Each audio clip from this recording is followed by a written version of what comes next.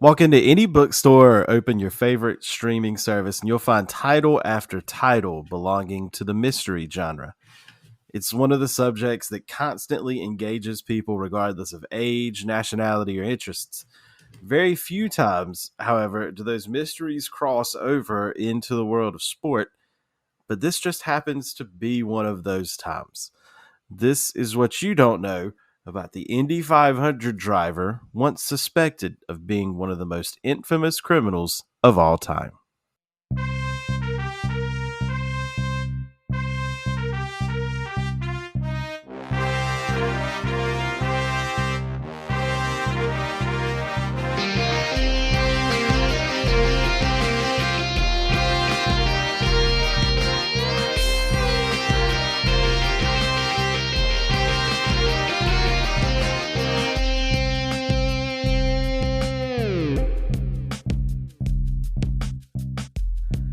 Welcome to What You Don't Know About Sports, where we delve into the forgotten stories, teams, and athletes of sports history and question widely held takes on today's sports. I'm Matt, and this is Blake. Hello, everyone. And today we have an interesting tale of a sports figure who was suspected, if maybe only tangentially, of being DB Cooper. And if you don't know who he is, we'll get into his whole thing in a moment. But Blake, other than this one we're going to talk about today, what's the one mystery that you would be the most surprised to find out involved a figure from sports? So we've done a couple mystery stories, and the two prior ones were racing related, and so that's really interesting. I was thinking about quote unquote unsolved mysteries, and the one that I think would be very very fascinating would be if for some freakish reason the murder of Tupac was committed by a sports figure, because it happened in the early 90s. He attended the Mike Tyson fight right before this happened at the MGM in Las Vegas, and then like minutes later he was sitting at a stoplight and was murdered. The person who was suspected of murdering him was killed before he was ever charged, and so that's basically gone now. And so some of you may think he's still alive. I'm not debunking that myth, but it would be fascinating for some twisted reason that like he attended this sporting event. Maybe he had money somewhere. I don't know.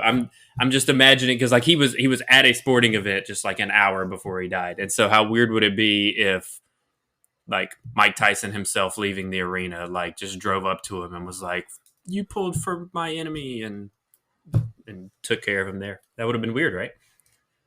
Y'all heard it here first. Blake is accusing Mike Tyson of shooting Tupac. That was Blake. That was not Matt. If That's Mike is a that's listener, what led to Mike Tyson's spiral and face tattoo. That's all I'm saying. that's that's funny. Um, What was yours? Do you have one?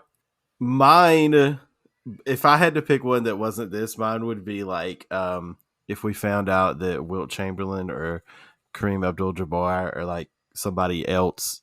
I don't even think they're all contemporaries of what I'm about to say, but if someone famous assassinated John F. Kennedy, that would be not hilarious. Jeez. Assassinations are not hilarious, funny. everybody. No. That's not great. We're not going to.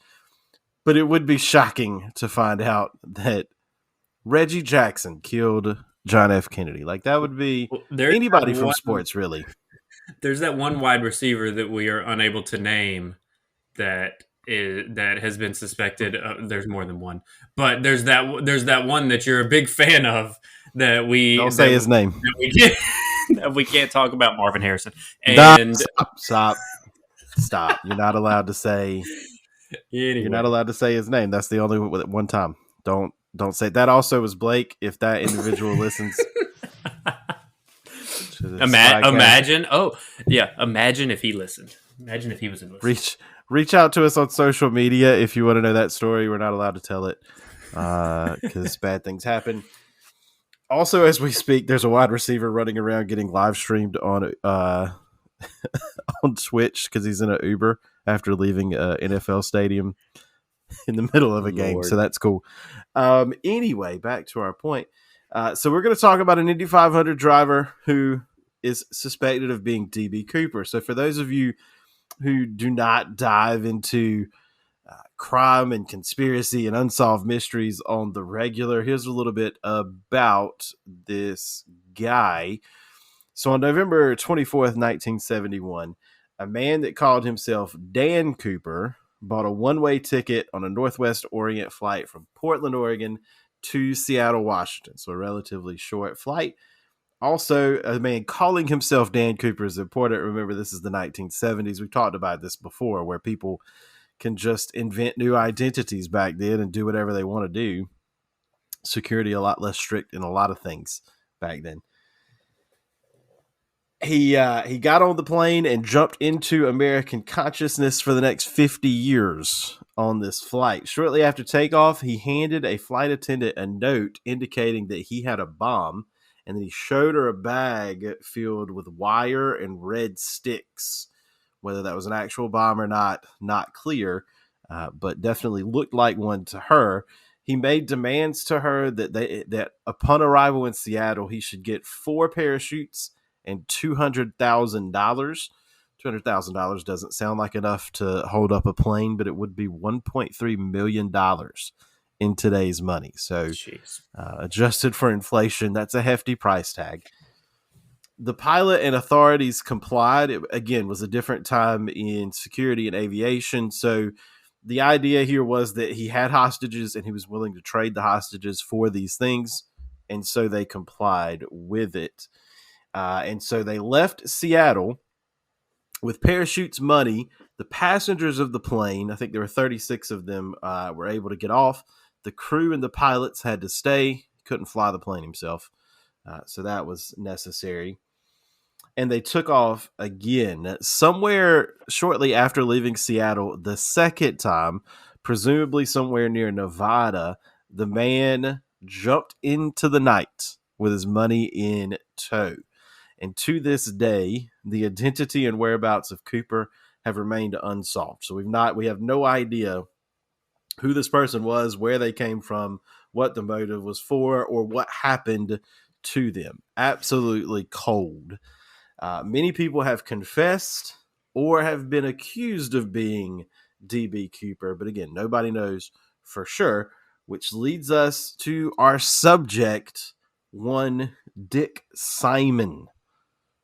But first off, that whole DB Cooper story is just amazing. I don't know if you've watched Loki on Disney Plus, but in the Loki series, they make him out to be DB Cooper in one of the scenes.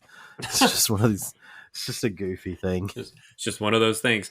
Yeah, I'm familiar with that story. That is a very interesting unsolved mystery. Like you said, in the 70s, you could just do that, but like for someone like that to have just disappeared and no one being reported missing beforehand who matches the description, because I mean everybody on the plane, maybe not everybody on the plane, but at least the pilots and the employees on the plane probably got a pretty good look at this guy. And so being able to do all of this and then get away with it, right? Like people try crazy stuff all the time. One, you just never get away with it now, but two, you didn't get away with it back then either. Just because even though you could make these crazy identity changes all the time, you could just be whoever you want. I mean, it's not that simple. You couldn't just be whoever you wanted to be, but you could just commit identity fraud, identity theft, and get away with it a lot easier. And so it's wild that this person has never been discovered, or no one has come forward. Maybe he just didn't survive the fall, and that's why we never heard from him again. It's one of those things where if you just do a little bit of research, you'll see the composite that was created because the flight attendants, passengers, people saw this guy the whole time, right? He wasn't hiding himself. It's one of the most famous composites ever, but I got to imagine it's one of those things where because it's this famous composite, everybody knows somebody that looks like this guy, and so that confuses the whole situation. Be like, that's my great grandpappy Alan. I got a picture right here of him from 1971. Like, he did it. So can't make it easier. Nope. Nope. Definitely not. All right, so here's the deal with Dick Simon.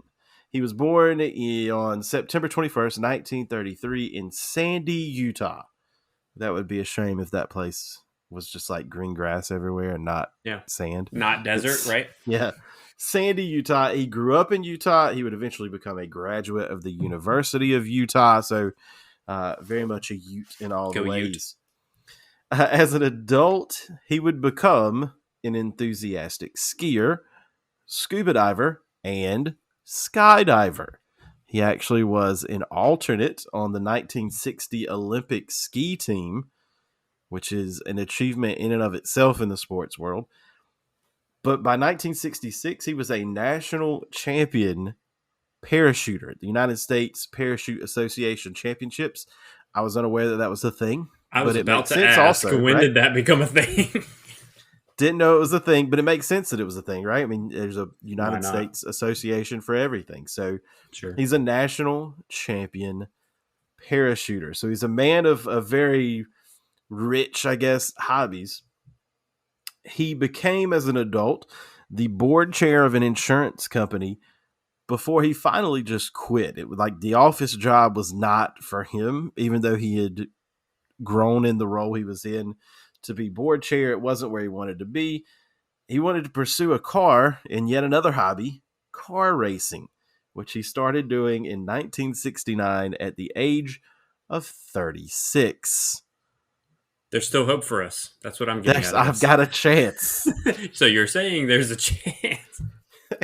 Now, 36 is old for any time period to start really anything, but car racing, 1969 being 36, a little bit easier to do than now, just because there were plenty of places to race, plenty of places to practice.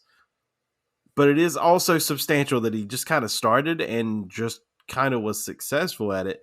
By 1970, he was running in what is now known as the Indycar series. It's gone through several iterations. It's not one continuous thing. It's a very confusing like lineage to follow, but we now call it the Indycar series.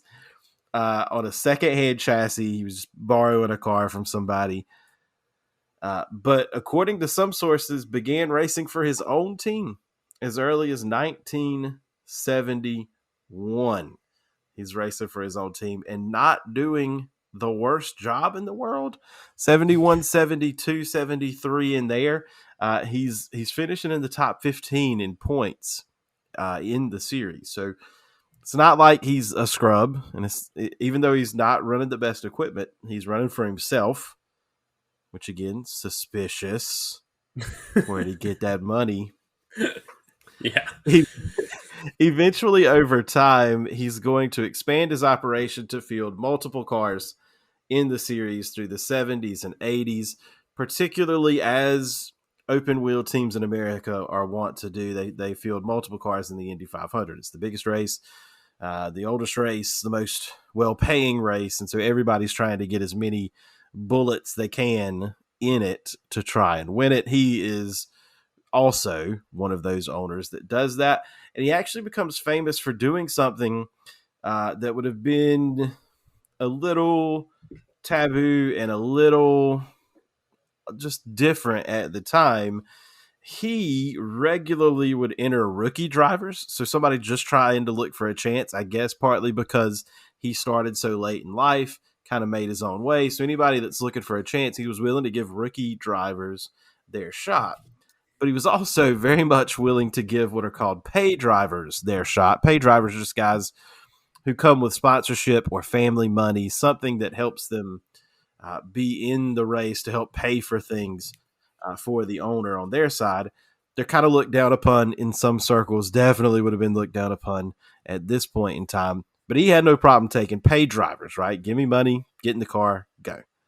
And so that's cool. He expands from like not being a race car driver in 1969 to having multiple cars in the 500 just over a decade later. As somebody who would do this, he's got a reputation for being a charismatic and a talker.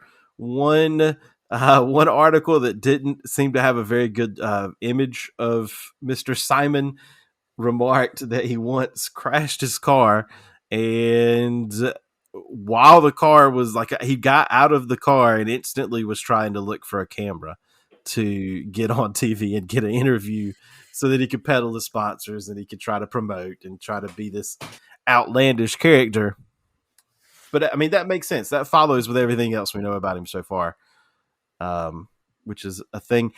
Also, this brings up a point, right? This is the 80s, 70s, 80s. We got an outlandish character. We used to have a lot of these outlandish characters, like in every sport where people were goofy and went out of their way to be charismatic. And there's not as many of them anymore. And I feel like the ones that we do have, Antonio Brown withstanding, because that's I was not about me. to say that's the example today. Yes. The kind of charismatic, goofy guys we have now, we don't. I don't know. We kind of look down on them, but they're fun. Yeah, and instead of paying real attention to the athletes, the like what I would call the real athletes, we're taking all of our energy and breadth and all of that stuff to cover things like amateur boxing matches with YouTube stars versus retired professional athletes. It's like that's just not no. It's a waste of everyone's time, in my opinion.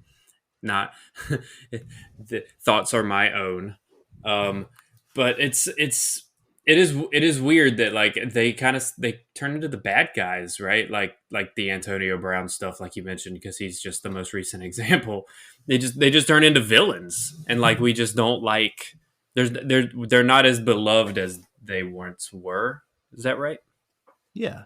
I'm just thinking, like, and I know they weren't all treated well, right? But like Reggie Jackson in baseball, that's just willing to give a quote in the 70s whenever he needed to about whatever he needed to, or like Brian Bosworth, The Boz, yeah. the Boz, not the most talented dude in the world, but willing to make a thing fun.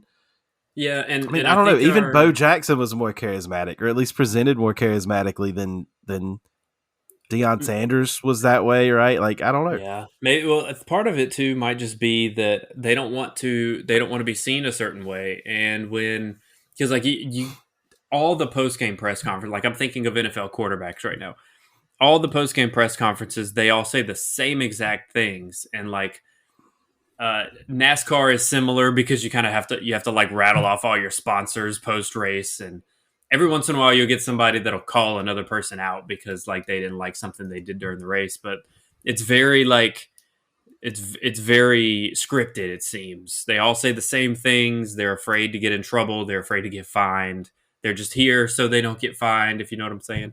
So it's very weird now that it's just all very vanilla to me. And it's one of the reasons that the whole like anything is possible, like Kevin Garnett That's a great meme. meltdown is because we don't get those moments from Yeah. people. And when we do, they're genuinely cool and they stick in your mind forever because they don't happen that often. And I guess maybe if they did happen often, it would be annoying and they wouldn't stick out. But man, anyway, Dick Simon was a great promoter, a great flashy kind of guy. He ran off some people off of his team because he was so outspoken and crazy at times. But he eventually would stop driving in 1984. He continued to own a car for a while after that, but his driving career ends in 1984. And it is the one thing that he is most notable for. When he retired, he was the oldest man to run the Indy 500 at the time. Hmm. That's a record that would eventually be broken not long after by AJ Foyt, who is still the oldest Still man running racing. Indy 500. Oddly enough, he's also the youngest person to ever run the Indy 500. So he's like the AJ Foyt, Sergio Garcia of IndyCar. always around. I think if they could put him in a car now, he would still try. He would go for it. Yeah. Dick Simon's team, I said that was the most notable thing he did. His team never won. He never won. But he did give a start to a couple of drivers. They did get a second once, which is the first loser if you ask Ricky Bobby. So on the sporting front, it's other than that national championship in 1966, he's always almost been something, just not quite there. All right. So in a second, we're going to talk about how he could be DB Cooper and also how maybe he's not. But first, it's everybody's favorite game show, trivia. Dun, Stump dun, the sites. dun. All right. This one I don't think is going to be as hard as some of the ones we've done in the past. So we're talking about the Indy 500 here. The Indy 500 is and claims to be the oldest continuous car race in America, one of the oldest in the world. Mm-hmm. I'm here to ask you what the oldest sporting event that's still running in America is. What is currently the oldest sporting event? Still going, continuously going, like didn't take a break. Supposedly the one that is started and never paused or never changed, like the IndyCar series has like gone all over the place. That's a good one. Yeah, that's what I'm asking. Let's see, sporting event. How do I narrow it down? Does this event take place in the same place every year? This event does take place in the same place every year. And it is continuously running, by the way. So not a Super Bowl, not a college. Well, okay. Wait a minute. I feel like asking which sport it is would be like, wouldn't that be that would end this game very quickly if you were to ask that. Okay, so it takes place in the same place every year. What year was the first edition of this event? When did the first edition take place? The first event, the year that it took place, was 1875. So that outdates basically every team's, maybe every team sport, professional team sport, collegiate. As currently run, yes, by far. I mean, Yeah. definitely baseball, basketball, not baseball, definitely football, basketball, hockey, most forms of baseball. Baseball's iffy, but so let me think. Started in 1875 and is continuously running. If I also think that if I ask where it takes place, would that give it? That would probably give it away. Also, that's gonna also, yeah. See if you can narrow it down without those two. Those two are gonna give it to you. Let's see. The sport, no sport, and no sport and no physical location. No location. Other than that, how the heck? That actually has made it incredibly hard. Actually, I actually don't know. I actually don't know how else to narrow it down. If it's not team sports, if it's not professional or collegiate sports, not team sports, so it's got to be an individual sport. It's an individual sporting event. Depends on how you look at it. Okay, this just got weird. How should I look at it then? If it's not, it's an individual, so it's not an individual sporting event. The winners are looked at as individuals, but it takes two individuals to successfully. I thought you were going to say two to tango. I was about to cut this off right now. Two individuals, but it's an. Also depends on your definition of individual, I suppose. Oh wait. Okay. Where does it take place? Does it take place in Kentucky? In the state of Kentucky? Yes. Okay. So then my guess, final answer, is the Kentucky Derby. The Kentucky Derby is the oldest continuously running sporting event in America. May 17th, 1875. It was first run at the Louisville Jockey Club. I did not know that it was that old. That old, yeah. It's become Churchill Downs. If I'd have told you it was in Louisville or that it was horses, then Yeah, that would have ended it. I also thought about telling you that it was on May 17th, 1875, but then I thought maybe the month of May would give it away too. Not sure if it would have given it away immediately, maybe though. not. That's interesting. I Yeah. like your definition of individual is possibly a horse. Yeah, I was like, oh, it's not just an individual. Like we look at it's a horse that wins, but there's a person also on it, so it's kind of a team. Who No knows? one knows the jockeys' names either. You just remember the horses. Just the horse, yeah, just the horse. That's pretty good though. That's pretty good. Way to go! Fascinating. Ding ding. All right. So here is the case for Dick Simon as DB Cooper. At one point, the investigation by the FBI were looking for people with a background in parachuting, scuba diving, Check. and associated hobbies. Dick Check. Simon is a is a hobbyist scuba diver and is a national champion parachuter. So he fits that description. Most of the people, when you go look at who was investigated, who people think are suspects, and again, part of this is because of the time period, right? World War II would have meant that a lot of people had some of this training in the 70s, Korea as well, right? People coming Same out of the time army period. from those things, right, have training. But most of the most famous suspects had army training, right? And so that's what they were looking for. The idea being, you got to know how you get out of you got to know how to parachute to get out of the plane. You may need scuba diving to get away, that kind of thing.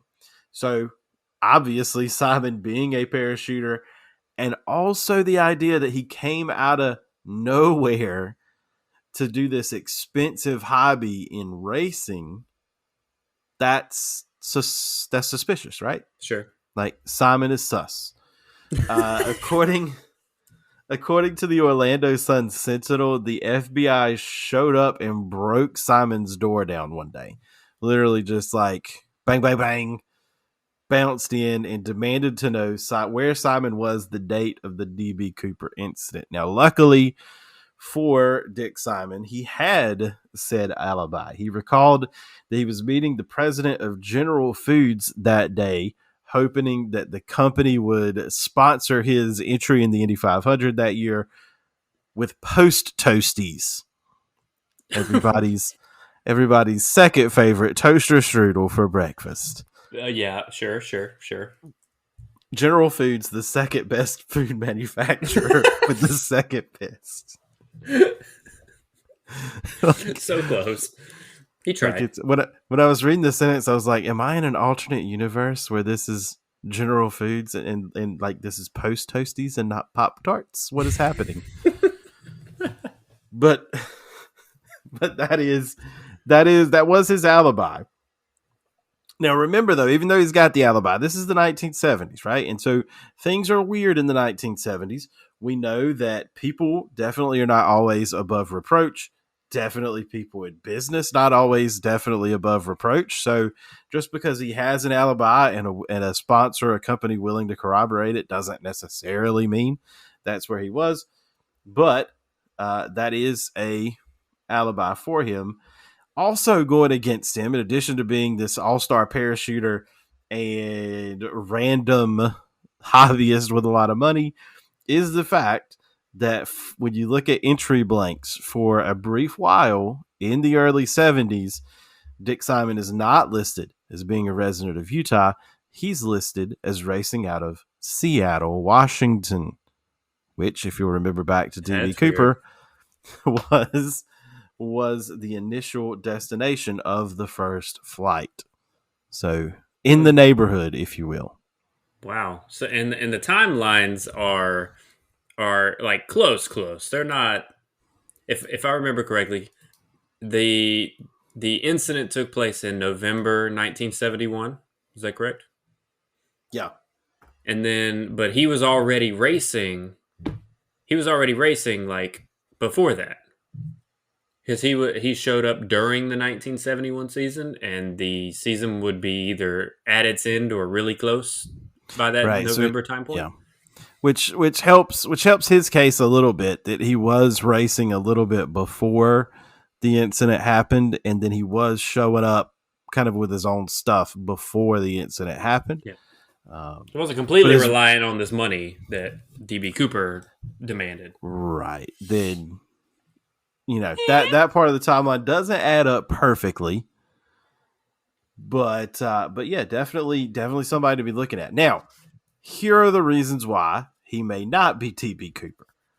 Number one, he's got the alibi, which is about as concrete as you can get in the 1970s, right? We're not pinging anybody's cell phone. We don't have advanced surveillance camera footage. We're hoping for this person corroborating this person's alibi. Maybe they signed in, validated some parking somewhere. I don't know. But that's about the most you can get in the 1970s.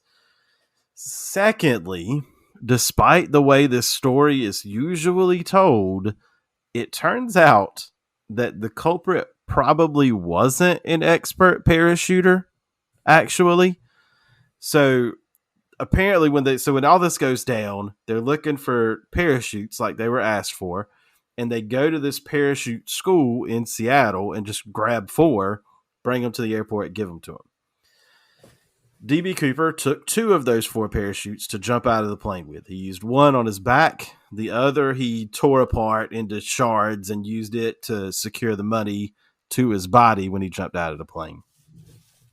Well, the one that he used was actually a training chute that did not have a secondary parachute actually in it. So it had the primary, but the secondary was shown shut. It was some way that you trained, so it didn't actually have a secondary chute, and it was marked that it didn't have the secondary chute in there, like, don't use this for an actual skydive situation. Mm-hmm. That's the one he took out the plane. The one he tore up was the second most advanced parachute that he was given, and the most advanced, technologically speaking, was left on the plane. And so the idea is that an expert parachuter would have not taken the one that is most likely to kill him, which is the one without the secondary chute, and B, would have chosen the better of the 4 to be on him and jump out of the plane with. So my hypothesis of him not surviving the fall is becoming more and more plausible. I get it. Oh yes, yeah. That's going to come into play in just a second. Ooh. Thirdly, tertiarily. That's right. Yeah, we're not going to know it. Fourthly, good luck on that. But tertiarily, I don't know. We learned a big word today. Simon was funding himself, but as evidenced by the fact that he was with the folks at Post Toasties, he was getting sponsorship as well. So it's not like he literally was using his own money. And remember, he had a decent paying job. He was on the board of a relatively small, but still on the board of an insurance company as a profession. It's not like he was like hard up for money. He was also involved in hobbies that are kind of expensive in the first place, right? Skiing, scuba diving, jumping out of planes, not cheap to do on the regular. Mm-hmm. And lastly, to Blake's point, and the most likely scenario for all the people that like this kind of thing, DB Cooper probably died in the first place. And the reason we don't think that he died in the first place is because we leave out some of the aspects of the story when we're telling it, right? So one thing that gets left out of the stories is that the jump happened at night, not during the day. It was at nighttime. Cooper was jumping into a wind that would have had a 13-degree wind chill. Oh. He was wearing only the suit, like a sport coat, like a black suit that he was on the plane with, and he was dropping into wilderness. And it was nighttime. And it was also storming. So there is little to no way, other than hoping he knew exactly how fast the plane was moving and exactly how long it had been gone since he took off and exactly the route that was being taken. There was no way that whoever that was knew where he was dropping into. Like, next to none. That's interesting. So, like this sort of DB Cooper type of scenario reminds me of the "Catch Me If You Can" story, and like how much I can't remember the person's name now, but how much planning goes into that. Like if you've seen the movie, he's like Hmm. forging his checks, and he's like doing all these things. Like he became a doctor, and he became a pilot, and he did all of these things to get like that takes a lot of intelligence to not get caught.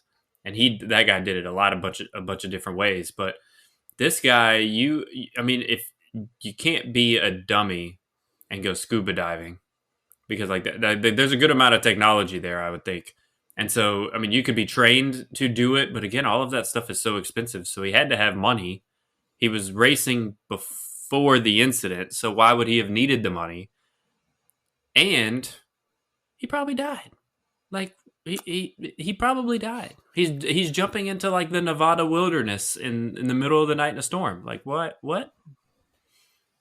Yeah, when I got to that part, because when you're just doing like the cursory research on this DB Cooper thing, it's all the fun stories, right? Guy gets on a plane, gets money, jumps out, can't find him. Wow, who could it be? And then you Ooh. see all the suspects of who could it be, and like this person claimed to be, and this person, and then you start looking into it, and you're like, but how did he plan to do this? So it just doesn't make a lot of sense. Um, there one lead to finish up the DB Cooper part of this, one lead that came about in the time since 1971 was when some of the money washed up to shore, which is great. It was still wrapped the way it had been when it was given to Cooper, and it was in a river near where he jumped from the plane. Upon scientific examination, though, it's consistent not with somebody who would have dug a hole to stash the money like in the mud of the river below water. It's actually consistent with it being just kind of drudged there and then having the water circulate over top of it and just kind of hold it over a long period of time. So at best, that's money that accidentally fell into the river there, or it's money that, fell out of the jerry rigged parachute when he jumped to his death. Um, but that's the best anybody's come to finding out about it. And at the end of the day, nobody's going to know because the FBI actually stopped actively investigating this case in 2016. So it was open and actively being pursued for 45 years. But after 45, they said, no thanks. No thanks. So you could still call and give a tip if you do think it was your great grandpappy, Victor or whatever that did it. Victor? But I don't know. I'm sure somebody out there's got a great I'm grandpappy Victor. sure. But yeah, no. So for over 50 years, though, we've not been able to figure it out. To Simon's credit, he did end up shutting down the team a few years after he retired. But it was, a pretty successful for a team that doesn't win operation, and that's about it. But there you go, the sports figure who, for a time, was tied to a large scale conspiracy. And What do you make of it all? so Dick Simon was questioned by the FBI. They knocked his door down and they were like, "What are you doing? Where were you?" But like that was the end of it. He was like once they confirmed his alibi being at a meeting with a secondhand sponsor of a secondhand Pop Tart, and that was it. That was it. That's all that's been reported anyway. So that's where I have to give you that is good discernment on the storytelling there. So the Sun Sentinel doesn't make it clear, but the way the story is written makes it seem like Dick Simon is the source for the FBI questioning him in the first place, which again, as we said, his character lends itself to saying and doing outlandish things. It helps that pictures of him in 1970 kind of match the composite. But yeah, I can't find anywhere else that he was like how he was let go after they figured out where he was or what. But that's the story. They busted down the door, questioned him, and then let him go. It was that easy, huh? Like he's That's all got you a. know, isn't He's it? it's weird. That seems weird to me, and of course, again, this is the '70s, and so I mean, I don't know much about FBI operations in the 70s and how they operated, but it does seem weird. But you also have to think, how many other leads did they have at the time, and like what were they able to corroborate? Because if they could have just done, I don't know how they came across his name, like how they were like, oh, this guy's name, that we're looking for a person named DB Cooper, and came across this guy who loves parachuting and loves scuba diving. His first name starts with a D also. Let's go talk to him. Like that's not how leads No, generated. And so no. it's an interesting how they even came across him. And then of course he has this alibi to be like, yep, I was talking to my food friends and trying to get some money from my race cars, and that's where I was that day. And it just seems it seems like really simple, but of course journalism back in the day was not always reliable. So Right. Yeah, that is definitely true. And this whole story of DB Cooper is like a game of telephone, because the name of the person that was on the plane that was given is Dan Cooper, not DB Cooper. Like, one newspaper made an editorial mistake in listing it as DB Cooper in the early days of the whole situation, and so that became his name, DB Cooper, instead of Dan, which is already a mistake. Then they all just neglected to tell people for 50 years that it was in the nighttime and a storm. and a storm, and it was 13 degrees outside. And he jumped in loafers. Like, come on, like, what do we? My dude's feet had frostbite before he hit the ground. Like, come on. He might have like that. Those are some ridiculous conditions. I would not want to. I would not imagine how cold it would be to just camp there. Like, the only way you could do something like that, and there have been serial killers who will they have gone out into a random state at a random place and buried a murder weapon in a bucket, came back home, remembered where they buried said bucket. I can't remember this guy's name, and he came back, found, like, dug up the murder weapon, and then committed a murder in the state that he buried it in, and then came back home. Like, that Yeah. takes some incredible thought and intelligence and precision, and the person I'm thinking about, whose name is slipping my mind, but my wife would know. He would Is he that Israel something, I think. Israel Keys, Yes, Israel Israel something. That sounds right. that yeah. But so he's like that sort of precision. And so maybe he could have been in the air, realized what direction they were going, told them to leave from this point to this point, had figured out the flight path of an airplane traveling from this city to that city, leaving this runway, going to that runway at the other place, timing it, because, like, I mean, probably not in the 70s, but you can go online now and track flights and figure out like where they were at what minute. And so you could figure that out 50 years ago doing it by hand. Maybe he's like taking a bunch of flights, but that's something like the person would have had to taken a bunch of flights to figure that out. But of course, that should have been the FBI's job to figure that out also. But whatever.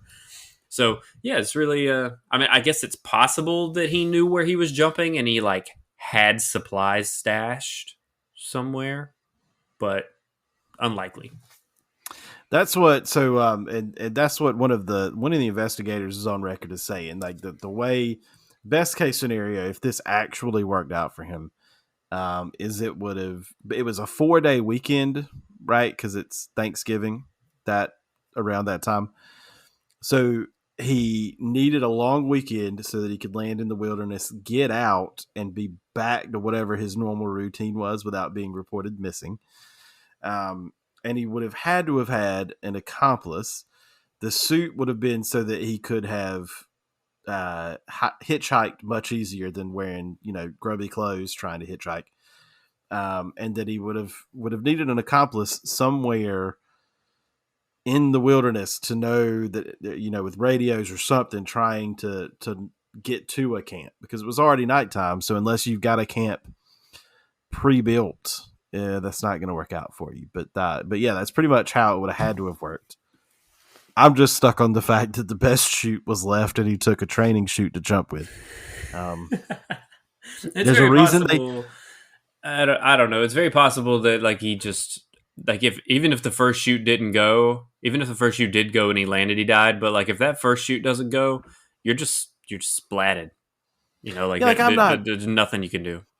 I'm not somebody that would jump out of a plane, but there's a reason they put two in there. I ain't saying. I'm just saying. That second one's got to have been used by somebody at some point, so you might want to have it. Yeah, if someone knew what they were doing, they would not have taken that one. I can imagine. But anyway, thanks for listening to our true crime podcast episode. Just kidding. We had a sports guy in it though, so it's okay. It was a sports guy.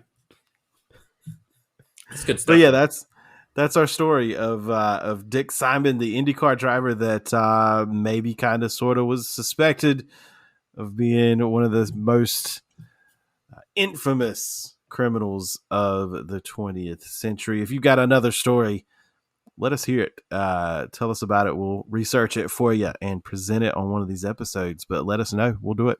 Holler. Goodbye.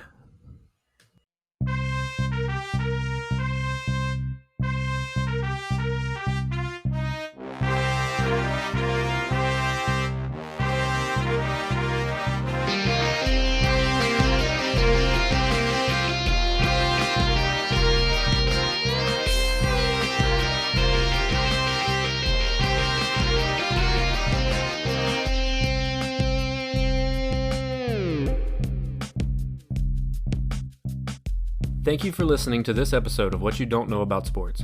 If you enjoyed what you heard today, please leave us a review, 5 stars only please, and hit that subscribe button wherever you listen. If you have a great sports story, we want to hear about it. You can connect with us on Facebook, Instagram, and Twitter at WYDKAS Podcast, and on our YouTube channel at What You Don't Know About Sports Podcast. All episodes are written, recorded, and edited by us. Stay tuned for the next episode.